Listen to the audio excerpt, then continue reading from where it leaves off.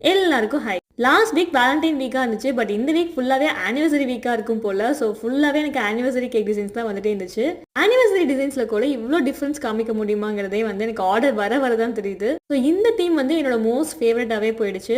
நிறைய குட்டி குட்டி ரோசஸ்லாம் அரேஞ்ச் பண்ணி அதை வந்து ஃபைனலாக ஒரு பஞ்ச் ஆஃப் ரோசஸ் மாதிரி காட்டியிருந்தேன். ரொம்ப க்யூட்டாக இருந்துச்சு. அதுக்கு பின்னாடி நிறைய குட்டி குட்டி ஹார்ட்ஸ் வந்து நான் கட் பண்ணி வச்சிருந்தேன் ஒயிட் அண்ட் ரெட் காம்பினேஷனில். இவ்வளோதான் குவான்டிட்டி அப்படின்னா நான் எதுவுமே மெஷர் பண்ணிலாம் நான் கட் பண்ணவே இல்லை. என்கிட்ட எவ்வளோ கைக்கு வந்துச்சோ ஃபுல்லாத்தையும் கட் பண்ணி அப்படின்னு அரேஞ்ச் பண்ணி வச்சுட்டேன். அண்ட் சைட்லேயுமே பார்த்தீங்கன்னா ரிப்பன் எஃபெக்ட்லாம் கொடுத்துருந்தாங்க பிக்சரில். ஸோ அதே மாதிரி நானும் வந்து ரிப்பன் எஃபெக்டாக கட் பண்ணி இப்போ அதை தான் நம்ம ப்ளேஸ் பண்ணிட்டு இருக்கோம்.